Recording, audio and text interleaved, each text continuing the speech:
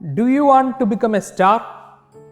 ഒരു താരമാകണമെന്ന്, ഒരു നക്ഷത്രമാകണമെങ്കിൽ മറ്റുള്ളവർക്ക് വഴികാട്ടിയാൽ മതി. പുൽക്കൂട്ടിലേക്ക് വന്ന ജ്ഞാനികൾക്ക് വഴികാട്ടിയതാണ് കിഴക്കുദിച്ച നക്ഷത്രം. അതുപോലെ തന്നെ നമ്മൾക്കും എനിക്കും നിനക്കുമൊക്കെ ഒരു നല്ല നക്ഷത്രമായി മാറാനായിട്ട് പറ്റും. മറ്റുള്ളവരുടെ ജീവിതത്തിൽ അവരുടെ സ്വപ്നങ്ങളിലേക്ക്, സന്തോഷങ്ങളിലേക്ക് വഴികാട്ടുന്ന നല്ല നക്ഷത്രങ്ങളായി തീരാനായിട്ട്. നക്ഷത്രത്തിന് ഒരു പ്രത്യേകത കൂടിയുണ്ട്.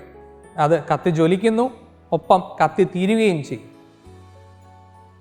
ഇന്ന് കത്തി ജ്വലിച്ച നക്ഷത്രം ഒരുപക്ഷെ നാളെ കത്തി തീർന്നേക്കാം.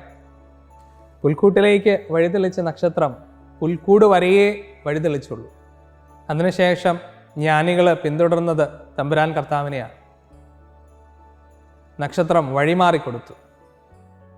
ഇന്ന് നമ്മെ താരങ്ങളായി കാണുന്നവർ കുറേ നാളുകൾക്ക് ശേഷം നമ്മുടെ സ്ഥാനത്ത് മറ്റു പലരെയും താരങ്ങളായി കാണും.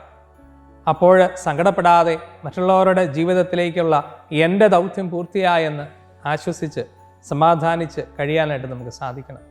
ഒന്ന് മനസ്സ് വച്ചാൽ ആരുടെയെങ്കിലുമൊക്കെ ജീവിതത്തിൽ വഴികാട്ടുന്ന നല്ല താരങ്ങളായി നമുക്ക് മാറാം.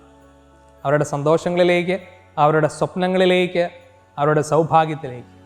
ക്രിസ്മസിനായിട്ട് ഒരുങ്ങുന്ന ഈ നാളുകളിൽ മറ്റ് മനുഷ്യരുടെ ജീവിതത്തിൽ അവർക്ക് വഴികാട്ടികളായി തീരുന്ന നല്ല വെളിച്ചമായി, നല്ല താരമായി നമുക്ക് മാറാനായിട്ട് പരിശ്രമിക്കാം.